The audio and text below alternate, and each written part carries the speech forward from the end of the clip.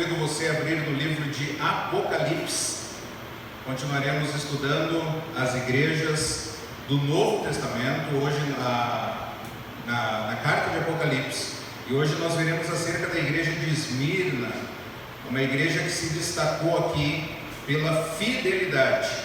É normal entre as forças armadas a ideia da fidelidade.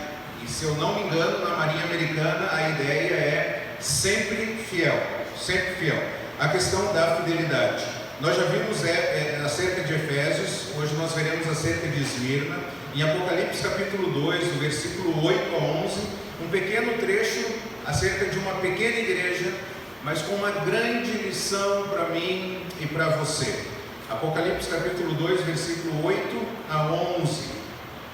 Ao anjo da igreja em Esmirna escreva: essas são as palavras daquele que é o primeiro e o último, que morreu e tornou a viver. Conheço as suas aflições e a sua pobreza, mas você é rico. Conheço a blasfêmia dos que se dizem judeus, mas não são, sendo estes sinagoga de Satanás. Não tenha medo do que você está prestes a sofrer. O diabo lançará alguns de vocês na prisão para prová-los, e vocês sofrerão perseguição durante 10 dias. Vamos ler juntos? Seja fiel até a morte, e lhe darei a coroa da vida. Aquele que tem ouvidos, ouça o que o Espírito diz às igrejas. O vencedor de modo algum sofrerá a segunda morte. Conforme nós já mencionamos, o Senhor Jesus, ao enviar essa carta às igrejas, ele se apresenta. Nessa igreja de Esmirna, ele se apresenta da seguinte forma: aquele que é o primeiro e o último, aquele que morreu e ressuscitou. Por quê? A igreja, a cidade de Esmirna, foi uma cidade que havia morrido e ressuscitado. Ela havia sido fundada como uma colônia grega no ano 1000 a.C. 600 a.C., ela foi invadida e destruída por completo. E em 200 a.C., a Lisímaco a reconstruiu e fez dela a cidade mais bela da Ásia. Então, quando o Senhor Jesus se apresenta como aquele que morreu, mas vive, a cidade entendia bem o que ele estava falando, porque eles haviam passado por um processo de destruição e reconstrução. E como ela se tornou a cidade mais bela da Ásia, a cidade de Esmirna tinha a pretensão de ser a primeira. E é por isso que Jesus diz: eu sou o primeiro e eu sou o último. Então, quando Cristo disse que estava morto mas vivia, ele queria dizer que ele conhecia bem o que a cidade havia passado, o que aqueles irmãos haviam experimentado em termos de cultura. Então ele se apresenta dizendo que eu sou o mais importante, eu sou o mais vitorioso, e eu sei o que vocês estão passando. Tanto é que nos próximos versículos, no versículo 9, ele diz: eu conheço as suas aflições. A ideia de aflição aqui é aperto, é sufoco, é esmagamento, aflição de alma, aflição física também. Os crentes de Esmirna estavam sendo atacados e mortos, provavelmente por se recusarem a ceder às pressões da sociedade, que diziam que eles deveriam ser fiéis a Roma. Eles deveriam dizer que César era Senhor, e esses cristãos estavam se recusando a isso, porque eles estavam buscando ser fiéis exclusivamente ao Senhor Jesus. E o Senhor Jesus fala: eu conheço as suas aflições, eu conheço o seu esmagamento, eu conheço aquele seu sufoco, aquele seu aperto que você está passando. Ele diz também que ele conhece a pobreza desta igreja, uma igreja pobre, uma igreja que vinha das classes mais baixas, eram escravos, cujos bens eram tomados, saqueados, eles eram perseguidos, eles eram jogados na prisão, mas eles não se corrompiam. Era uma igreja que havia renunciado o sistema do mundo, os valores do mundo, por causa da sua fidelidade a Cristo. Eles abriam mão dos lucros fáceis. E a gente pode pensar bem tranquilamente nos nossos dias que eles abriam mão da corrupção. Por se manterem fiéis a Cristo, eles eram pobres. E o Senhor então diz a eles que conhecem a pobreza deles. Lembra que a igreja ela estava numa cidade que se tornou a mais bela, que queria ser a mais importante. Era uma igreja pobre numa cidade rica, uma cidade comercial, onde ficava o principal porto da Ásia. A cidade de Esmirna ainda existe hoje, no nome de Izmir, na Turquia, uma cidade portuária. Tinha uma magnífica arquitetura, templos dedicados a Cibele, Zeus, Apolo, Afrodite, Esculápio. E o Senhor Jesus está dizendo para essa igreja pobre, numa cidade rica, que queria ser importante. Ele fala: eu conheço a sua pobreza. E ele diz no versículo 9: mas você é rico, porque você não abre mão dos valores do reino de Deus. A verdadeira riqueza você está buscando ter na sua honra, na sua fidelidade a Cristo. E aqui nós aprendemos uma lição desde já, que o mundo, ele avalia os homens pelo ter, mas Jesus avalia pelo ser. Vamos ler juntos? Enquanto o mundo avalia pelo ter, Jesus avalia pelo ser. A marca da sua roupa o mundo quer saber. A faculdade que você fez, a cidade que você mora, o carro que você tem, quanto que você ganha, quantas línguas você fala, quais os diplomas que você tem. O Senhor Jesus, ele diz que isso é lixo, é esterco, o apóstolo Paulo diz. O importante é conhecer a Cristo, o importante é viver à luz dos valores do reino de Deus. E o Senhor Jesus fala para essa igreja: vocês são ricos. O mundo fala: vocês são pobres. E Jesus fala: vocês são ricos, porque vocês vivem a fidelidade a mim. Então é melhor, irmãos, sermos como a igreja de Esmirna. Podemos talvez socialmente não sermos os mais importantes, os mais conhecidos, aqueles que se destacam pelos seus bens, pelas suas experiências, pelas suas viagens. Mais importante do que ser rico socialmente é ser rico espiritualmente.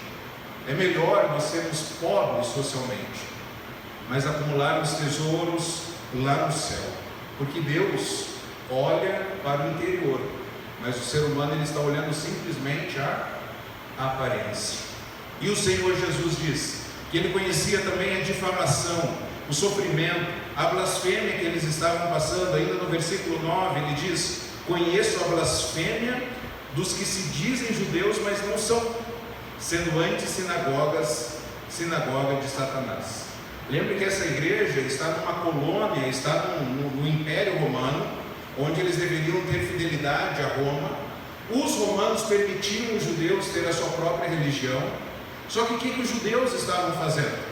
Eles estavam olhando para esses cristãos em Esmirna e vendo que eles não estavam adorando a César, e eles começavam a dedurar, eles começavam a perseguir os crentes que não estavam se dedicando simplesmente a Roma. E eles começaram a fazer várias acusações. Por exemplo, que os crentes eram canibais por celebrarem a ceia com o corpo de Cristo, beberem o vinho, que é o sangue de Cristo, símbolos do corpo de Cristo. Eles acusaram os cristãos de serem imorais, porque os crentes praticavam a festa ágape, a festa do amor. E aí esses judeus começavam a falar: isso é orgia, isso é uma imoralidade. Começavam a difamar. Eles diziam que os crentes eram divisor de famílias. Uma vez que as pessoas se convertiam a Jesus, eles deixavam suas crenças tradicionais e eles se rendiam então às crenças verdadeiras para servirem a Cristo. E os judeus começavam a dizer que aqueles crentes eram desleais, eram revolucionários, por se negarem a dizer que César é o Senhor. Você consegue imaginar esses crentes aqui, o contexto de vida deles? Pobres, sendo perseguidos, passando por muitas aflições, inventando mentiras acerca deles. E o Senhor Jesus fala: eu sei o que você está passando, eu sei o que vocês estão passando. Esses judeus aqui, eles não são judeus de verdade. Na verdade, esses judeus aqui, eles são sinagogas de Satanás, porque aqueles que mentem são moradia de Satanás. E Jesus fala então que esses perseguidores, eles são sinagogas de Satanás. E o Senhor Jesus vai dar uma palavra de encorajamento para eles, para essa igreja. Só que no versículo 10 ele diz o seguinte: se a situação já não era fácil, veja o que Jesus diz no versículo 10: não tenha medo do que você está prestes a sofrer. O diabo lançará alguns de vocês na prisão para serem provados, e vocês sofrerão perseguição durante 10 dias. O Senhor Jesus então está dizendo para essa igreja que eles vão ser jogados aonde? Na prisão. Não tenha medo do que vocês vão sofrer. Alguns crentes dessa igreja estavam sendo presos, estavam sendo julgados como traidores a Roma, e o Senhor Jesus diz: isso aqui vai acontecer, isso aqui vai ser intensificado. E a prisão, irmãos, naquela época, eram as boas-vindas para a cova.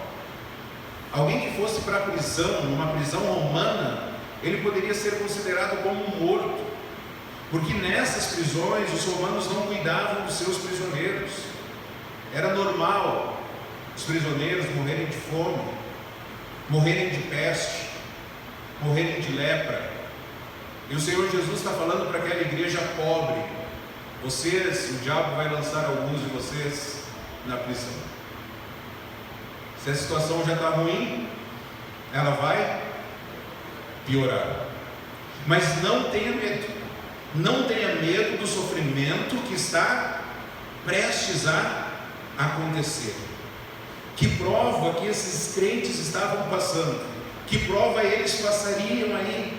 E nós temos mais duas lições que nós aprendemos aqui. A primeira lição é que Jesus permite o sofrimento para provar, não para destruir. Vamos ler juntos? Jesus permite o sofrimento para provar e não para destruir.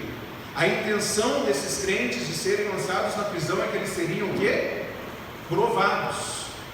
Tanto é que o Senhor vai falar mais à frente: sejam fiéis até a morte. A intenção do inimigo é nos destruir, mas a intenção, o propósito de Jesus é nos provar. Guarde isso aqui que eu vou falar. O Senhor não nos poupa da prisão, mas Ele usa a prisão para nos fortalecer. O Senhor não nos poupa da prisão, mas Ele usa a prisão para nos fortalecer. Lembra de Daniel? Deus, Ele não nos livra da fornalha, mas Ele nos purifica nela. Ele permite que nós sejamos jogados na fornalha, Ele permite que nós sejamos perseguidos, Ele permite que nós sejamos lançados na prisão, mas o objetivo de Deus é nos provar, nos purificar, para que nós sejamos fiéis nessas provações que nós passamos. E a outra lição que nós aprendemos aqui é que Jesus tem um total controle das provações que você está passando. Vamos ler juntos? Jesus tem um total controle das provações que você está passando. Jesus tem um total controle das provações que eu e você, nós estamos passando. O que Jesus falou para Esmirna? O diabo lançará alguns de vocês na prisão para prová-los, e vocês sofrerão perseguição durante quanto tempo? 10 dias. Não serão 9, não serão 11. Serão quantos dias? 10 dias. Porque o Senhor tem o controle das provações, das dificuldades, do sofrimento que eu e você nós passamos. A perseguição vai durar só 10 dias. O Senhor Jesus diz: não é nem mais, não é nem menos. Assim como aconteceu com Jó, o Senhor fala para Satanás: pode tocar na vida dele, pode tocar nos seus bens, só não toque na sua alma, só não toque na sua vida, não o mate. O resto você pode fazer. E o diabo foi lá e fez. Tem limite. O diabo só pode ir até onde Deus permite. Quem está no controle da nossa vida não são as pessoas. Quem está no controle da nossa vida não é o presidente, não é o Senado, não é o Congresso.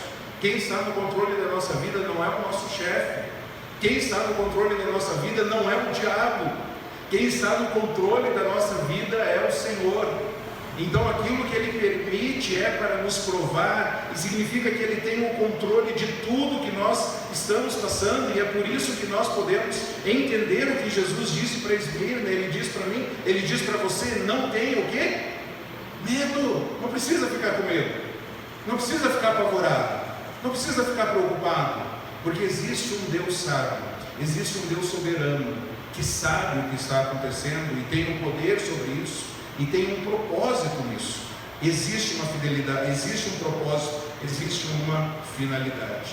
E aí o Senhor Jesus então nos exorta, à luz de tudo isso que eles já estavam passando, à luz de tudo aquilo que eles passariam ainda, Jesus diz: seja fiel até a morte e lhe darei a coroa da vida. Vamos dizer juntos? Seja fiel até a morte e lhe darei a coroa da vida.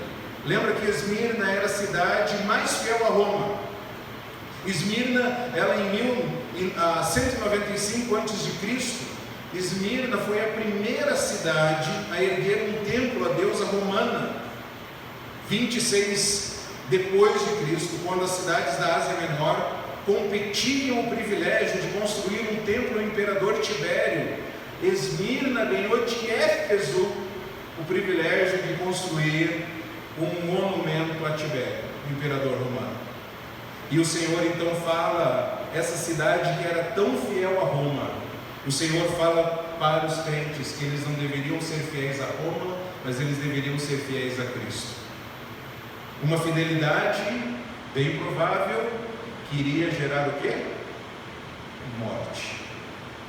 Nessa geração, na nossa geração, nós negamos a Jesus por tão pouco, tão pouco. É uma eleição em andamento. Alguns param de vir na igreja. Algumas igrejas nem culto têm. Negam a Jesus por tão pouco.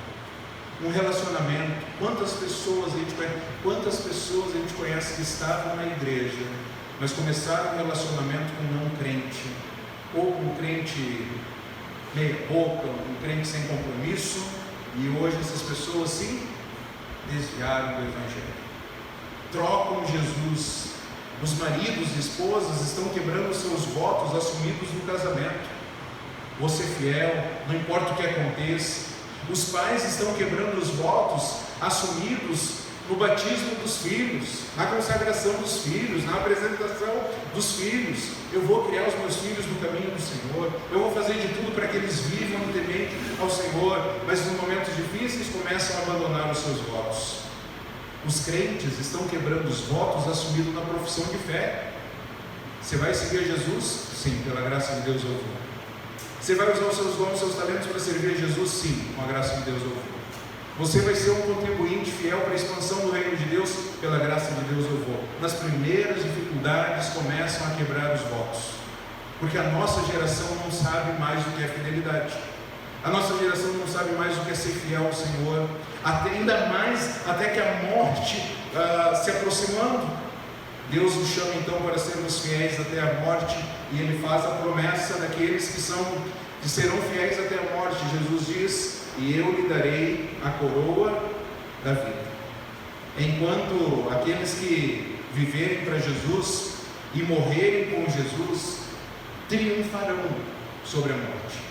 Enquanto alguns corriam nos estádios naquela época para conseguir uma coroa de louros, Jesus diz que aqueles que foram fiéis até a morte vão receber uma coroa da vida. O vencedor, Jesus termina dizendo que o vencedor de modo algum sofrerá a segunda morte. Na cidade de Esmirna havia um estádio onde todos os anos celebravam jogos, e os jogadores disputavam as coroas de louros na época, e para os crentes dessa cidade, Jesus então promete uma coroa da vida. E ele diz que esses não seriam lançados no lago de fogo, que é a segunda morte, que é essa que a gente deve temer. Essa que a gente deve temer. Morrer, matar o nosso corpo. Viver é Cristo e o morrer é lucro. Nós devemos temer aquele que pode matar o corpo e jogar a alma no inferno. É esse que nós devemos temer. E o Senhor Jesus diz que aqueles que vencerem não serão lançados então no lago de fogo. Queridos irmãos, sobre tribulação, sobre pobreza, sobre difamação, continuem sendo fiéis. Jesus também enfrentou tribulação. Jesus suportou a pobreza. A Bíblia diz que Jesus não tinha onde reclinar a cabeça. Jesus foi caluniado. Chamaram Jesus de beberrão, chamaram Jesus de impostor, de blasfemo, de possesso. E Jesus sabe as calúnias que nós passamos por sermos fiéis a Ele. Jesus sabe quando as pessoas te atacam. Jesus sabe quando inventam mentiras a seu respeito. Jesus sabe o que é lidar com o veneno das línguas mortíferas que conspiram contra você. Jesus foi preso, foi açoitado, foi cuspido, foi pregado na cruz. Ele passou pelo vale escuro da própria morte. Então Ele tem poder para nos consolar. Ele foi tentado como nós, mas Ele não pecou. Ele sabe o que você está passando, Ele sabe a sua tribulação, Ele sabe das suas lutas, Ele sabe das suas lágrimas, Ele sabe que diante dos homens você é prova. Mas Ele tem tesouros do céu reservado para você. Então não olhe para o sofrimento, olhe para a recompensa. Só mais um pouco e nós ouviremos o Senhor ao nos chamar de volta para casa. Jesus dirá: venham benditos de meu Pai, recebam como herança o reino que lhes foi preparado desde a criação do mundo. E lá não haverá mais morte, lá não haverá mais dor, lá não haverá mais luto, lá não haverá mais pranto, porque Jesus foi obediente até a morte, e morte de cruz. Ele suportou a cruz e recebeu a coroa. A nossa geração não quer mais suportar a cruz. A nossa geração quer a coroa sem cruz. Isso não existe no cristianismo. O cristianismo, primeiro vem a cruz, primeiro vem o sofrimento, primeiro vem o seguir a Cristo, e só depois nós experimentaremos a cruz. Por isso que Ele diz à igreja de Esmirna: seja fiel até a morte, e lhe darei a coroa da vida. O bispo da igreja, Policarpo, que foi discípulo do apóstolo João, Policarpo, ele foi martirizado no dia 25 de fevereiro de 155 depois de Cristo. Ele foi apanhado e ele foi arrastado para uma arena.